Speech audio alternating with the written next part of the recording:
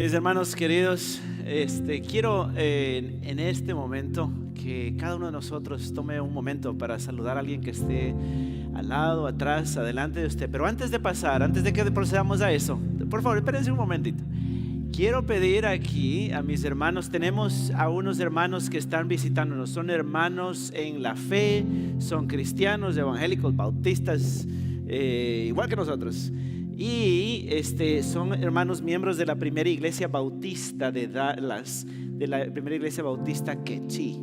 Si usted no sabe qué quiere decir eso, me dice, no estoy hablando en lenguas. Son una comunidad con dialecto quechí, es la comunidad de Guatemala. Y entonces nuestros hermanos están visitándonos aquí esta mañana. Quiero pedirles que se pongan de pie junto con ahí está Rigoberto, Israel. Así que asegúrese de saludarle. Usted, por favor, ustedes los de casa, no nos vayamos de aquí sin antes saludarles. Y pues después de eso tengo un anuncio bien especial para ustedes, ¿ya? Respecto a eso, por favor, saludémonos entre nosotros. Que Dios pueda bendecir a su pueblo el día de hoy.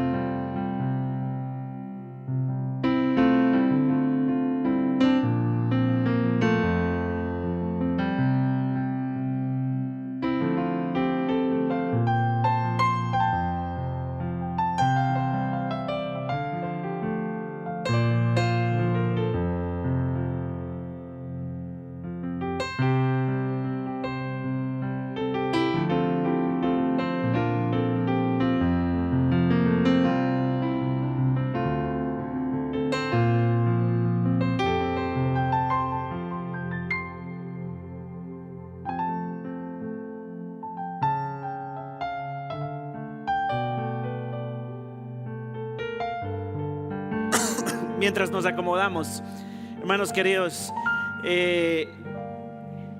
como ustedes saben, parte de la visión de nuestra iglesia que compartimos la semana pasada, si usted no estuvo aquí, le animo a que busque ese sermón en YouTube.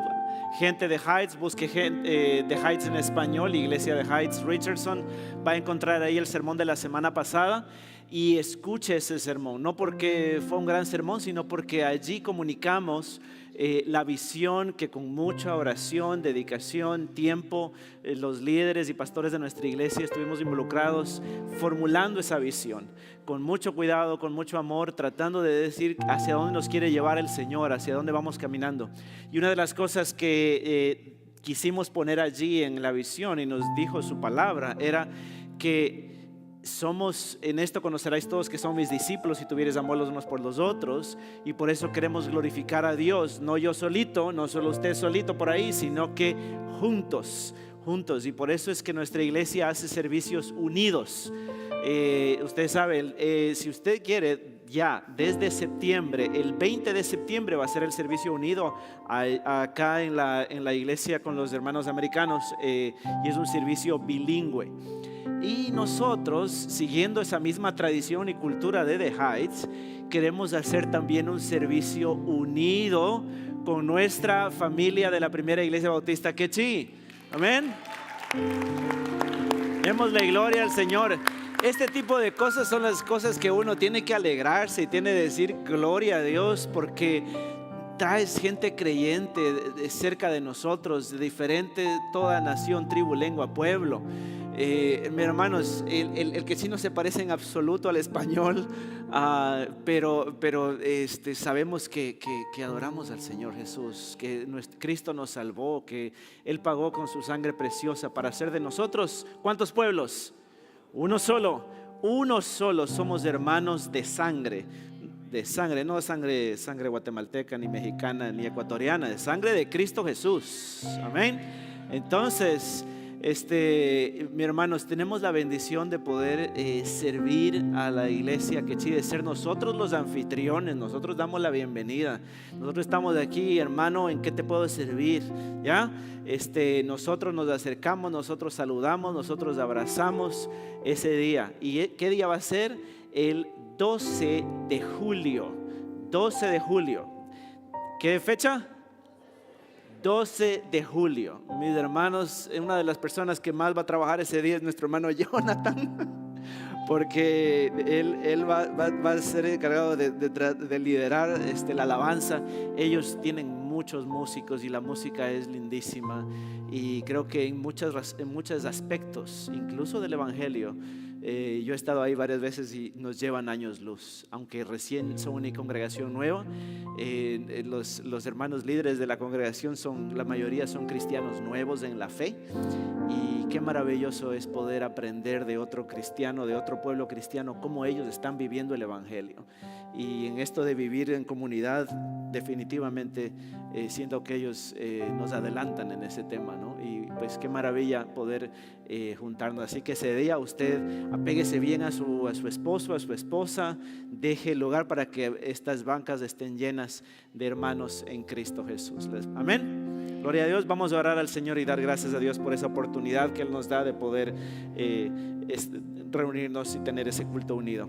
Querido Dios que estás en los cielos, te damos gracias, Padre, porque tú eres maravilloso, porque en tu sangre preciosa, en el evangelio, encontramos la razón de nuestra unidad, la razón de servirte. Señor, Padre amoroso, te doy gracias porque nos has llamado a pertenecer. No somos ya huérfanos, sino que somos hijos. Padre amoroso, te quiero pedir que cada uno de nosotros entienda esa verdad, que no haya entre nuestro pueblo un corazón infame, orgulloso, altivo, y mucho menos, Señor, un corazón incrédulo que se levanta contra tu evangelio, que no obedece a la fe una vez dada a los santos. Señor, ten misericordia, porque eso de obedecer la fe de los apóstoles no está en nosotros.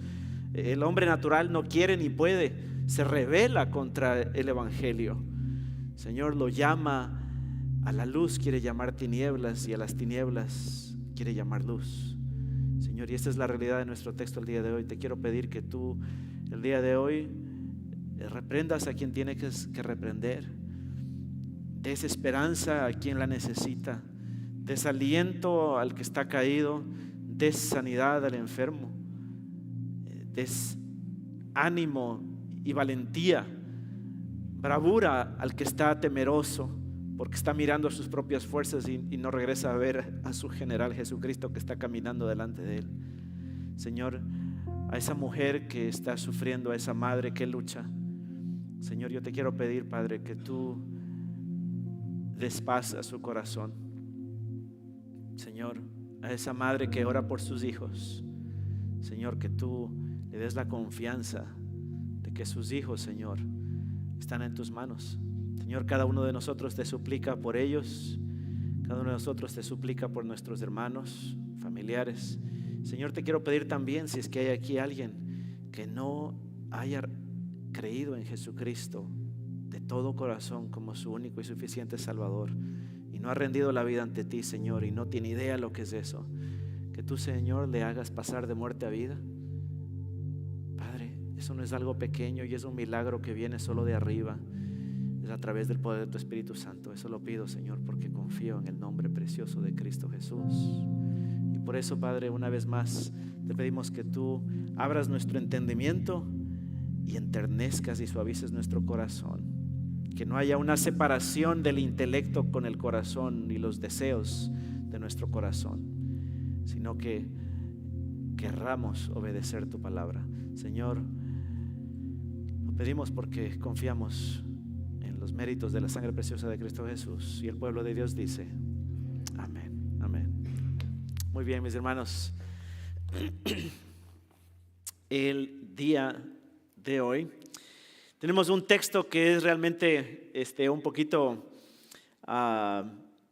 pues, si usted puede decir, casi fuerte. Y no sé cuándo fue la última vez que usted escuchó predicar sobre este tema. Son textos complejos, difíciles. Quizá usted no lo va a ver marcado en su en uno de esos jarritos cristianos, ¿no es cierto? Esos jarritos que usted toma café, ¿no es cierto? Donde dice todo lo puedo en Cristo que me fortalece o algo así. Usted no va a ver marcado textos como este: pero cualquiera que blasfeme contra el Espíritu Santo no tiene jamás perdón, sino que es culpable de pecado eterno. Es la palabra de Dios, mis hermanos. Y ustedes, si no predicáramos de manera expositiva y secuencial, no estoy seguro de que habría una alegría o un deseo. Quizá diríamos, bueno, capaz que este texto no predicamos, la gente se puede sentir mal, o ¿qué lección podremos sacar aquí si al final ya todos somos creyentes? Mis hermanos, pero la palabra de Dios nos insiste de que toda la Escritura es útil para redarguir, para enseñar, para prepararnos al hombre, a la mujer de Dios en justicia, para instruirnos. Entonces, con humildad recibimos este texto difícil, este texto fuerte de parte de Dios. Amén. Hermanos, imagínense esta escena. Hace un calor infernal. Algunos de ustedes dicen, bueno, no hace falta imaginar porque así está Dallas, ¿no? Así está Plano, así está Texas. Pero no solo que es un calor infernal, sino que es un polvo tremendo por las estrechas calles de Capernaum. El calor es sofocante, implacable, de esos que hace, es terrible. Es como que si tú has entrado en un horno, abriste la puerta del horno, pero que abres la puerta de tu casa, no hay aire acondicionado en tu casa. Es simplemente un calor terrible y de pronto ves a miles, a cientos de personas agolpándose todos hacia una casa en específico. Todos están yendo, tratando de entrar a una casa. Se pisotea el jardín del vecino, se pisa se tumba los adornos, las madres están alzando a sus bebés, a sus niños, tratando de entrar a la casa. Y entonces en medio, el lugar es maloliente porque hace tanto calor, todos están vestidos al estilo de Medio Oriente con túnicas y hace calor y huele feo. Y en medio de eso, en el centro de todo, está Jesús tratando de comer. Alguien quizá le pasa un pedazo de pan, le pasa un pedazo de pescado, pero alguien, mientras está el que está trayendo la comida, se tropieza entre tanta gente y Jesús ni siquiera puede comer. Hay alaridos de uno, gritos del otro, quejándose porque te pisaron, porque me tocaba a mí, porque yo estaba primero en la fila, y todos están amontonándose. Ese es un grupo, pero hay otro grupo que viene por las calles. Dos grupos en realidad. Un grupo de personas es un grupo un poco más pequeño que el que está agolpado a la casa. Incluso hasta sus facciones pareciera que son familiares, que son parientes. Y se llevan entre ellos y están muy apresurados, tratando de acercarse a la casa también. Ellos vienen de Nazaret. Vienen quizá de las zonas y son parientes y familiares de Jesús, primos, tíos, comadres, compadres, quizá de la misma zona. Por otro lado, viene gente este otro grupo es gente muy distinguida. Esta gente viene con sus túnicas muy alhajas, muy bonitas, muy elegantes. Se nota que son gente importante. Y entonces de pronto el alarido y el griterío y el discutidera de la gente se apaga porque están estos tres grupos y todos se encuentran en una casita de este porte. Y entre medio está Jesús. ¿Qué va a decir Jesús? ¿Qué va a pasar? Te invito a que te pongas de pie y vamos a leer esta escritura. En el libro de Marcos, Evangelio según San Marcos, capítulo 3, versículos 20 al 30. Estoy leyendo yo en la nueva versión latinoamericana. Si tú tienes la versión Reina Valera, te sirve igual y vas a ver que está muy similar. Dice la palabra del Señor, versículo 20, Marcos 3:20, dice la palabra de Dios. Jesús llegó a una casa y la multitud se juntó de nuevo a tal punto que ellos ni siquiera podían comer.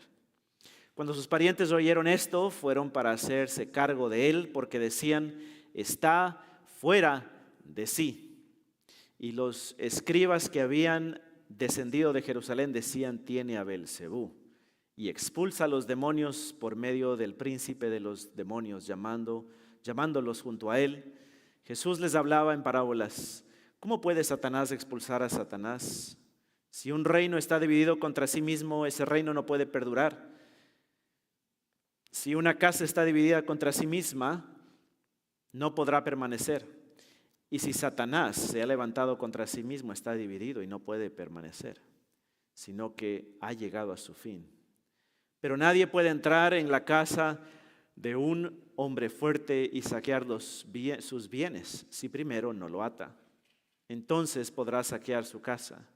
En verdad les digo que todos los pecados serán perdonados a los hijos de los hombres y las blasfemias con que blasfemen.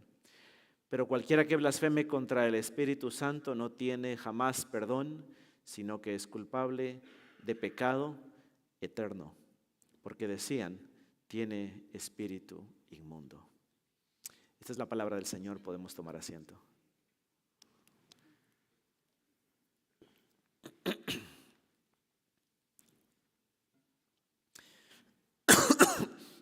Mis hermanos, es un texto sorprendente, ¿verdad?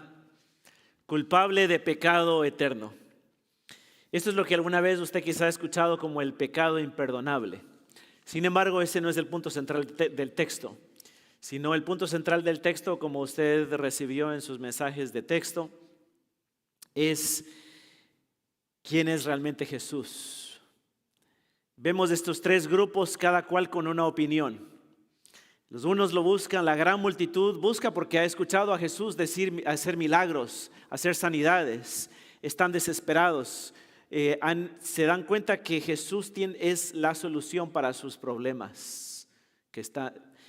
Ven también a los otros, a sus familiares, sus parientes, y ven al grupo religioso, a una delegación de Jerusalén, un escuadrón de gente, de líderes religiosos, ha venido a buscar a Jesús. Y entonces lo interesante, si tú te das cuenta, los que les gusta la lectura y se han fijado bien, mira los que tienen una Biblia en papel, así como esta, te vas a dar cuenta que hay aquí lo que los eruditos del Evangelio de Marcos llaman como un sándwich. Te das cuenta que en un principio y te voy a decir qué es sándwich, de qué se refiere. Hay 6 sándwiches aproximadamente en el Evangelio de Marcos. Y es que empieza con algo, entre medio está el punto central, la idea central del texto, y en la parte siguiente es similar a la primera. Y lo que está en medio es la carne, es lo que nos interesa.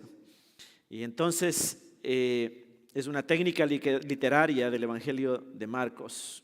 Pone la historia, la familia intentando atraparlo, envolviendo a la otra historia, los escribas acusando a Jesús de que es Satanás. También vas a ver a la familia, el domingo siguiente vamos a ver el texto de la familia y lo que la familia realmente para Jesús, en su opinión, en su mente, con la vista divina, quién es realmente la familia.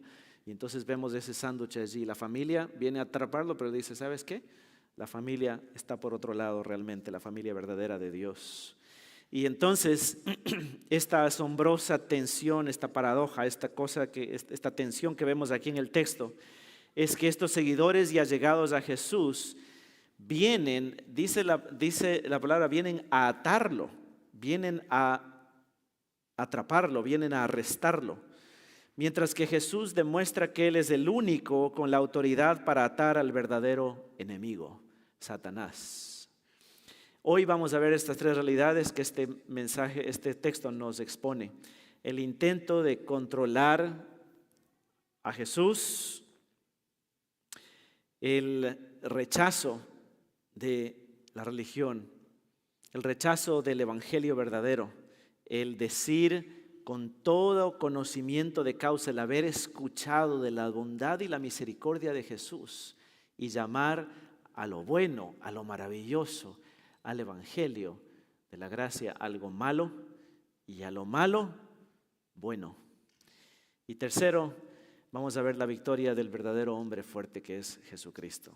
Entonces vemos nuestro primer punto, el intento de controlar al que no puede ser controlado, Jesús. Dice el versículo 20, perdón. Jesús llega a una casa y la multitud se junta de nuevo a tal punto que ni ellos siquiera podían comer. Cuando sus parientes oyeron esto, fueron para hacerse cargo de él porque decían, está fuera de sí. ¿Quién de nosotros se ha sentido incomprendido por la familia? ¿No es cierto? No levante su mano, solo de su conciencia, ¿no? Sí, todos. Todos los que hemos sido adolescentes le hemos dicho a nuestros papás, es que tú no me entiendes, ¿sí o no? Especialmente las señoritas, ¿no es cierto? Es típico. Yo me acuerdo, yo también a mi papá, es que tú no entiendes. Nosotros, los que nos decimos que empezamos, los primeros cristianos de la fe evangélica protestante, primeros que decimos cristianos, nuestros familiares, ¿qué decían? ¿Qué es lo que has hecho? Pero ¿cómo vas? O sea, increíble, no lo puedo creer. O sea, ya no te invito a mis reuniones, ya ni te asomes por mi casa. Bueno, y Jesús nos da la bienvenida entre aquellos incomprendidos. Jesús ha pasado exactamente, dice la Biblia claramente, que Jesús fue tentado en todo, que Jesús pasó por todas estas cosas y él nos entiende, y una de las cosas por las que él pasó fue ser incomprendido por su propia familia. Vemos aquí a Jesús experimentando el costo de su ministerio, porque el ser incomprendido por los más cercanos, a veces hasta por tu propio esposo, propia esposa, tus hijos, es doloroso, ¿verdad? Duele, y Jesús conoce ese dolor. Nunca digas, es que nadie me entiende. Puede ser que ningún ser humano inmediato, cercano a ti no te entiende, pero quien te entiende es a quien más debería importante que entienda, que es Jesús. Jesús entiende esta incomprensión. Y entonces sabe que ese magnetismo que Jesús tiene por lo que Él enseña, por su predicación, por los milagros que hace, que no eran... A veces uno tiende a pensar que lo único que Jesús hacía era andar haciendo milagros y sanando a todo enfermo. Jesús, el centro de su ministerio no era andar sanando necesariamente, aunque sí formaba gran parte de su labor. Por eso es que el Evangelio de Marcos en ciertas ocasiones dice, y todos fueron sanados en tal lugar. Pero en otras ocasiones, Él dice, aquí no hizo ningún milagro. ¿Por qué? Simplemente Jesús, lo principal que Él tenía era enseñar y predicar el Evangelio del Reino. Y entonces vemos aquí, entra esta escena, que no hay tiempo ni siquiera para el descanso. Y esta multitud realmente pareciera ser que es un obstáculo para su misión. En muchas ocasiones vemos a Jesús huyendo la popularidad, huyendo a las masas y enfocándose en unos pocos. Uno de ustedes se pregunta, ¿por qué no hacemos los grupos de discipulado más grandes? Porque el verdadero crecimiento espiritual se ve en grupos más pequeños. Cuando tú realmente puedes abrir tu corazón entre unas pocas personas a quienes les puedes confiar tu corazón y puedes decir, mira lo que el Señor me está diciendo a mí, a través de este texto, a mi situación particular. Y me acompañan a orar porque me faltan fuerzas. Y entonces ahí es donde verdaderamente hay crecimiento. Y yo te animo, mi amigo, mi amiga, si tú no necesitas ser miembro de la iglesia para ser parte de este discipulado. Si no formas parte de un grupo de discipulado, pon en tu tarjeta allí, quiero ser discipulado. Pon en esa tarjeta, entrégala al final acá en el mesón de bienvenida. Necesitas, y ahí está la razón de nuestra visión, crecer juntos con otros, amártelo, experimentar ese amor en comunidad, ese amor verdadero que Dios tiene para su pueblo. Ahora, la palabra aquí, cuando dice que se encuentra a los suyos, es decir que no solamente quiere decir que eran sus asociados o seguidores, sino que eran sus parientes, eran sus familiares. Y escuchan sobre esta revolución que está haciendo Jesús y literalmente vinieron para prenderle. La palabra aquí, cuando dice hacerse cargo en la NBLA y también en la Reina Valera, dice vinieron para prenderle, para arrestarle.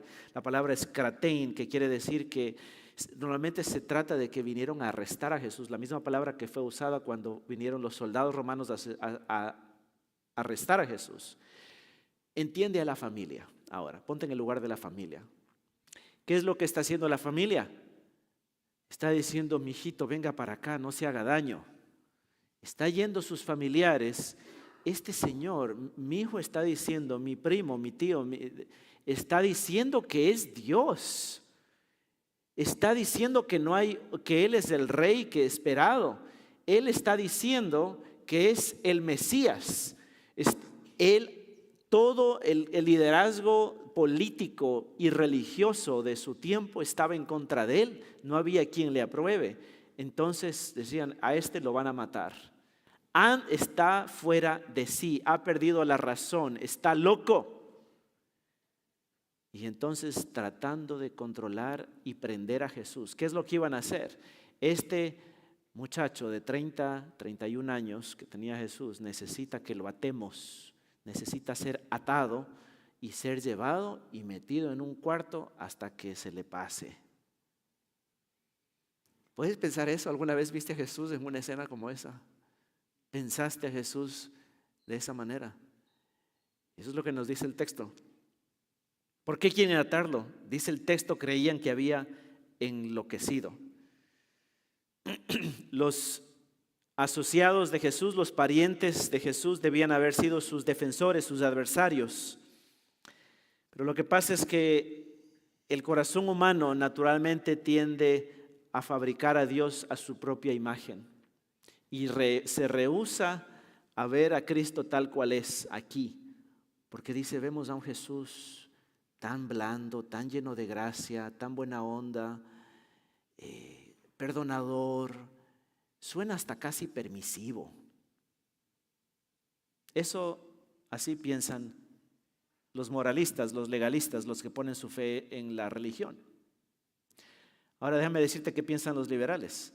Los liberales ven a Jesús y dicen, ay, tan estricto, no acepta el matrimonio homosexual. Si el amor es amor, pues, este Jesús tan estricto, ¿cómo que va a mandar a todos al infierno porque no creen en Él? Y tan riguroso, y a la final, no, quieren controlar y crear un Dios a su propia imagen y semejanza. Y usted como cristiano le va a caer mal a unos y a otros, a los liberales y a los conservadores y a los moralistas y legalistas. Usted le va a caer mal a ambos y ambos no lo van a entender a usted. Porque si es que usted realmente está viviendo el evangelio de la gracia y usted está viviendo de acuerdo al evangelio. Acuérdese usted lo que hizo Pablo cuando reprendió a Pedro en Gálatas capítulo 2. ¿Cuál fue la reprensión pública que hizo el apóstol Pablo a Pedro? Le dijo, tú que crees en la gracia y que todos salvos por gracia igual, pero tú no te juntas con los de acá porque no quieres que te vean, no quieres quedar mal con unos, no quieres quedar mal con otros. Y no tuvo problema en llamarlo en público porque su pecado era público. Y ahí se deja de lado Mateo 18. Hay ocasiones en que el pecado debe ser enfrentado públicamente, especialmente cuando nosotros los líderes nos equivocamos, y en este caso Pedro se equivocó. Y Pedro no tiene ningún problema eventualmente en arrepentirse, porque era un hijo de Dios. Mis hermanos, cuando nosotros fabricamos un Dios a nuestra imagen y se rompen las circunstancias, se rompen las maneras en que nosotros nos imaginamos a Dios, tumba nuestros ídolos, tumba esos dioses hechos a nuestra propia imagen. Nota aquí que en este caso, en esta historia que estoy relatando de Pablo con Pedro, Pablo podría haber dicho, pues Pablo, parezco aquí liberal, ¿no es cierto? Diciendo que Dios nos acepta a todos por igual. Y así sucede. Pero la simple proximidad a Jesús no es el hecho de que usted esté cerca de la religión, el hecho de que usted esté cerca de Jesús y conozca acerca de Jesús, no es sustituto por la fe que salva. ¿Qué es lo que no es? Sus familiares no entienden su misión. Sus familiares no entienden dónde está su corazón. Sus familiares no entienden su mensaje. Y por eso quieren atraparlo, quieren arrestarlo y llevárselo y guardarlo en la casa. Querido hermano, ¿qué ídolo se ha hecho usted? Querido amigo, ¿qué ídolo? ¿Qué Dios a tu semejanza, a tu imagen te has inventado y le has creído al enemigo ciertas maneras de ver las cosas, ciertas cosas que tú dices, a mí nunca me enseñaron así y entonces eso está mal? Espérate, ¿qué te dice la Escritura? ¿Qué te dice la Escritura? Te vas, aquí está la fuente donde Dios se revela por fe y para fe. Aquí está Cristo. Y entonces si tú todo lo que ves es pura intelectualidad, puro argumento, puras cosas, te vas a confundir y vas a estar como aquellos familiares de Jesús. Pero Jesús, en cambio, demanda un señorío absoluto. Nosotros queremos domesticar a Jesús, hacerlo predecible, que se adapte a nuestro estilo de vida, que simplemente tú quédate ahí haciendo milagros, prosperando mi negocio, ayudándome en mi matrimonio, diciéndole a mi esposa lo que tiene que hacer porque no me hace caso a mí. Ese no es Dios, por lo menos no es del todo de Dios. Jesús demanda que tú te sometas completamente a su autoridad. Y cuando te dice que si tu ojo te es ocasión de caer, lo saques, que cuando exige que dejemos nuestras comodidades, nuestro dinero, nuestros planes para seguirlo radicalmente en favor del reino, entonces, al igual de su familia, pensamos y decimos, es demasiado. ¿Y sabes cuál es el obstáculo más grande para dejarnos someter ante Dios, ante su reino en nuestra vida? Es el orgullo. Y el hecho de que tú estés en la iglesia y estés cerca y conozcas los versículos y sepas las cosas, no te garantiza absolutamente nada. Por eso es que eso le pasaba al rey Nabucodonosor, Daniel 4, 34 y 35. Él dice claramente, él no entendía y pasó una miseria en su vida, destruyó completamente casi su reino. ¿Por qué? Por su orgullo, por no someterse a la autoridad de Dios. Él se creía el rey de todas las cosas. Finalmente, al final de sus días, reconoce en Daniel 4, 34 y 35 y dice, porque su dominio, refiriéndose a Dios, es dominio eterno y su reino permanece de generación en generación. Todos los habitantes de la tierra son considerados como nada, mas Él actúa conforme a su voluntad en el ejército del cielo entre los habitantes de la tierra. Y nadie le puede decir, nadie puede detener su mano ni decirle, ¿qué es lo que has hecho? ¿Quién puede reclamarle a Dios? ¿Quién puede decirle, Señor, te has equivocado?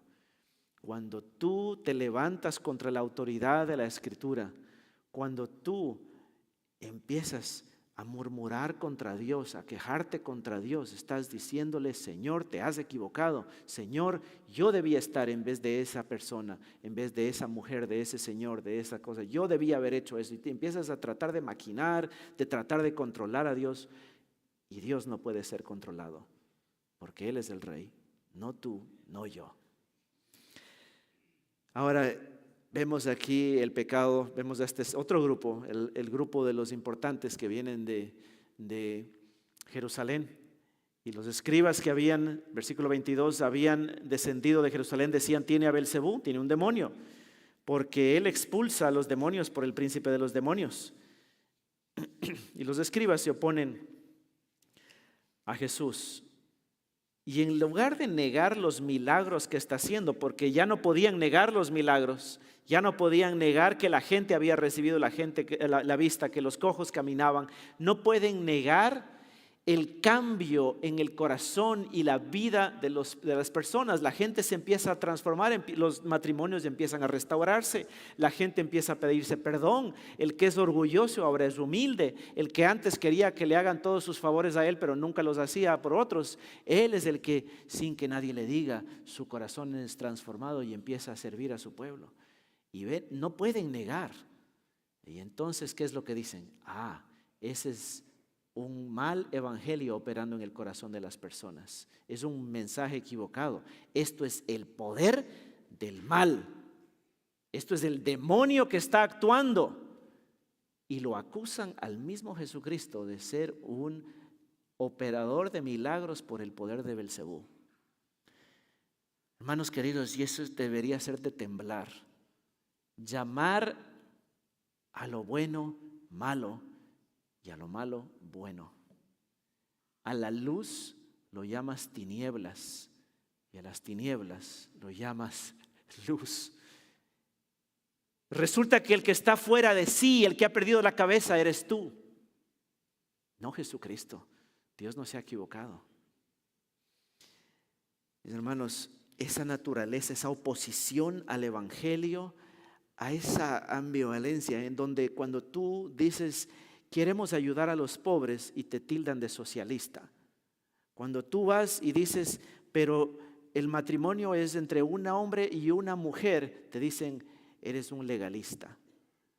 Vas a quedar mal con ambos lados. ¿Te das cuenta? Y los cristianos siempre hemos quedado mal con la sociedad. Somos una contracultura, pero al mismo tiempo los hijos de Dios, aquellos quien Dios está llamando a su pueblo, empiezan a ver y dicen este es el Jesucristo con quien yo siempre he querido estar. Esto es lo que mi corazón siempre ha anhelado. Aquí es.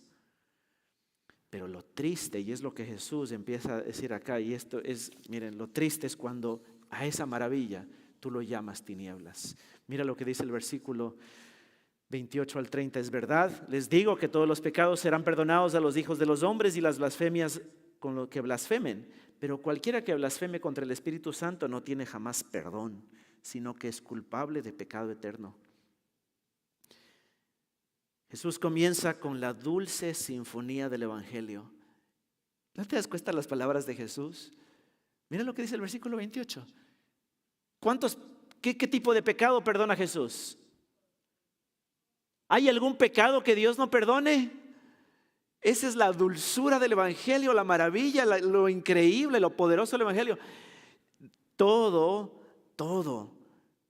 los pecados, en verdad, realmente, les digo, todos los pecados serán perdonados a los hijos de los hombres. Y las blasfemias con las que blasfemen, o sea, incluso que tú insultes, aunque tú te hayas burlado. El apóstol Pablo perseguía a la iglesia, pero el Señor mismo lo llevó, lo tumbó de un caballo y le dijo, Saulo, ¿por qué me persigues? Tú no entiendes, hay otra misión para ti, hay algo totalmente diferente. Yo soy Jesucristo, yo soy a quien tú buscas. Aquí estoy, recíbeme de todo corazón. Cree en mí que yo soy el Hijo de Dios y he venido aquí para salvar tu alma. Y da gracias de que el enemigo no ha llegado primero para pedir tu alma y llevarte al infierno. Y entonces aquí viene, pero es la advertencia. Y la advertencia es de que hay una consecuencia eterna. Y es una nota oscura y perturbadora y que no debería darnos miedo. No tiene perdón jamás la blasfemia contra el Espíritu Santo. Es culpable. Al decir culpable, la palabra aquí en griego quiere decir que es preso, es reo. Ya no hay salida, es preso de un pecado eterno que no puede salir de aquí. Porque tú te atreviste a llamar a lo bueno tinieblas, malo, a la dulce gracia de Dios. Por eso el libro de Hebreos capítulo 6, si no me equivoco, habla de esto. Dice, porque es imposible Es imposible que aquellos que han gustado de la gracia de Dios, del perdón eterno, de la bondad de Dios, han visto, han escuchado las dulces alabanzas al Señor Jesús, y aún así se apartan, y aún así le llaman a eso malo y no tienen ningún interés. Lees la palabra de Dios y dices, uy, qué interesante argumento, pero no ves a Cristo. Hermanos, el libro de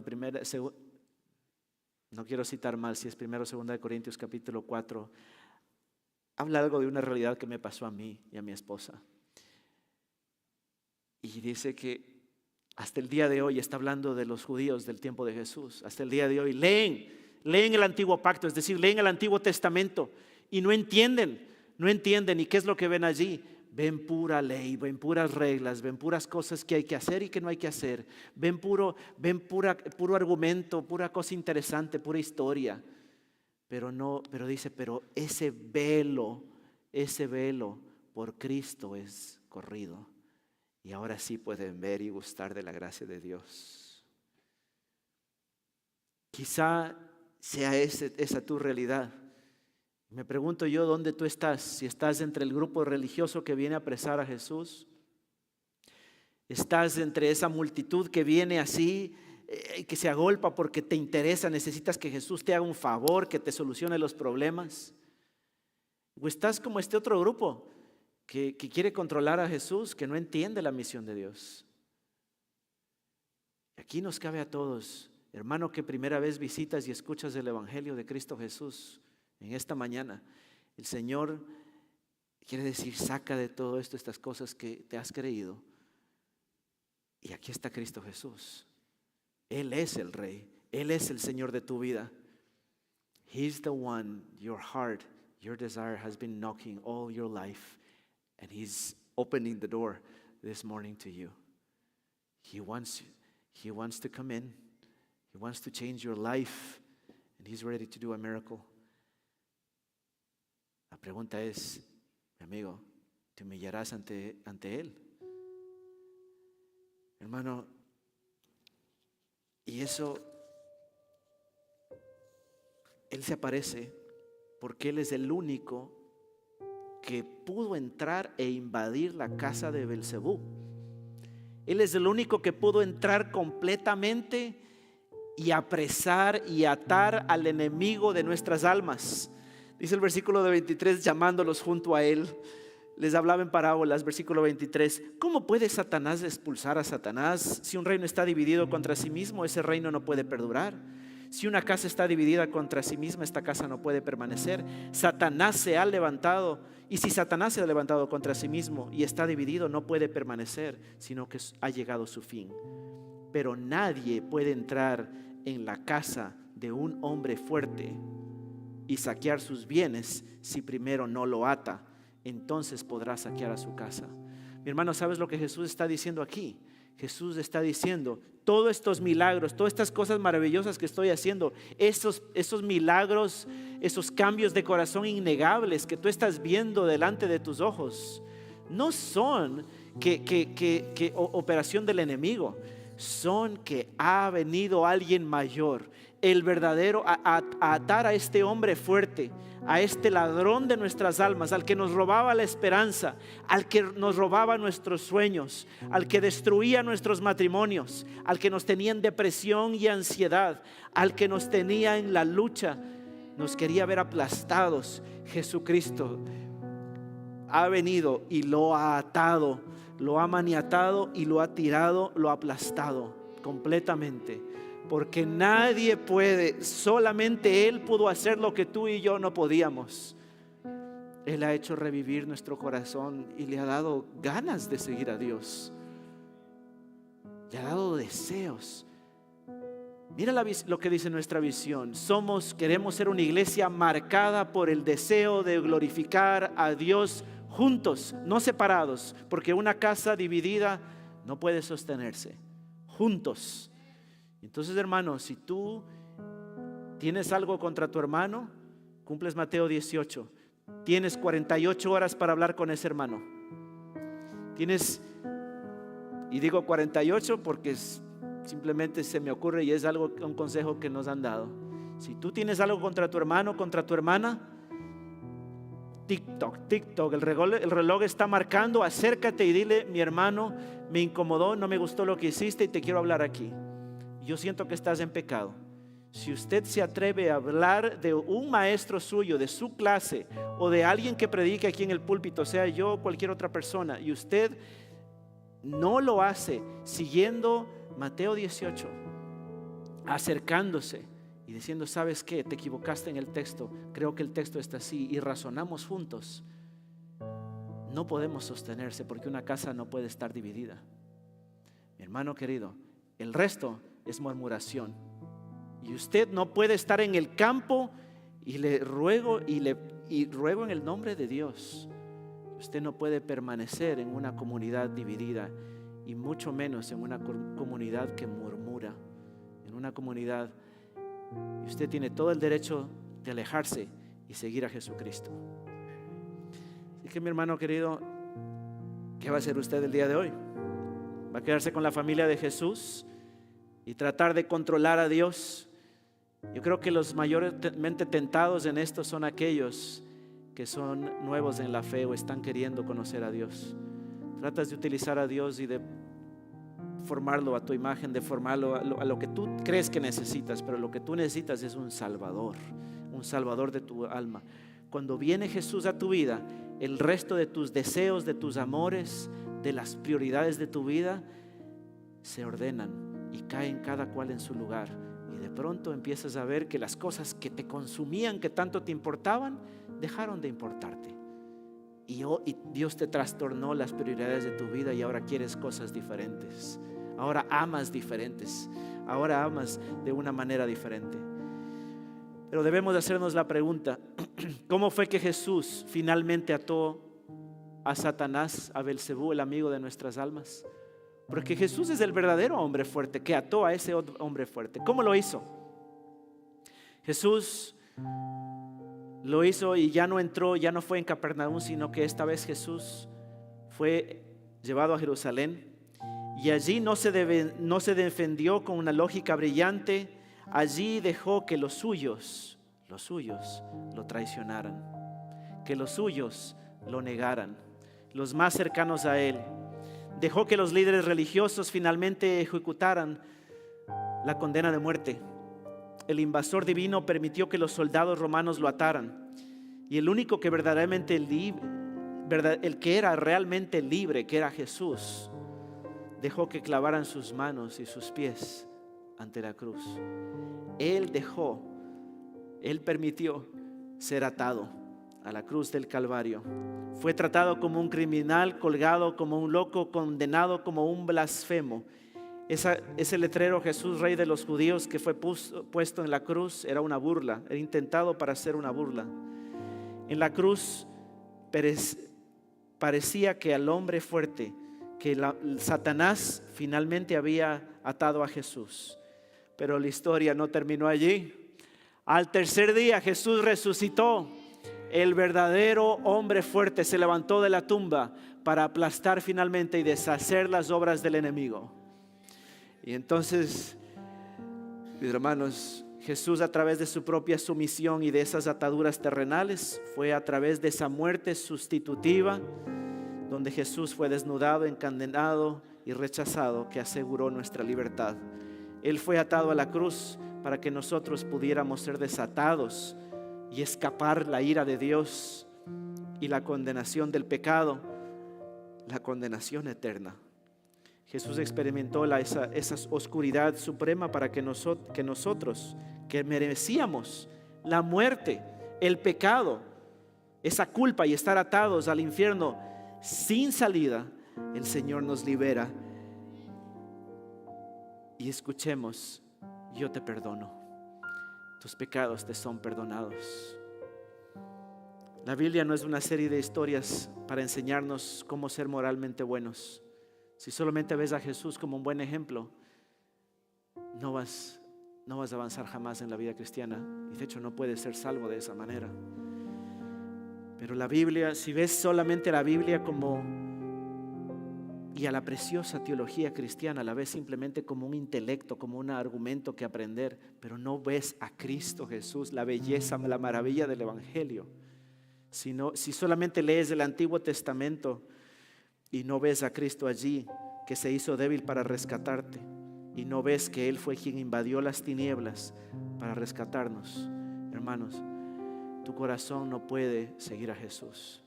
Pero el día de hoy el Señor te llama para que lo recibas de todo corazón, que te rindas ante Él y que lo veas a Él tal cual es, el verdadero hombre fuerte que ata todas las tinieblas. Y que puedas decir así como el rey Nabucodonosor dijo, finalmente, mas el tiempo, yo Nabucodonosor alcé mis ojos al cielo. Y la iglesia de Heights dice, alzamos nuestros ojos al cielo. Mira lo que dice Nabucodonosor, y mi razón me fue devuelta, porque resulta que los que no estábamos locos y no entendíamos éramos nosotros. Y bendije al Altísimo y alabé y glorifiqué al que vive para siempre, cuyo dominio es sempiterno y su reino es por todas las edades. Todos los habitantes de la tierra son considerados como nada, y Él hace según su voluntad en el ejército del cielo, y en los habitantes de la tierra no hay quien detenga su mano. Queridos hermanos, que Dios pueda bendecir a su iglesia.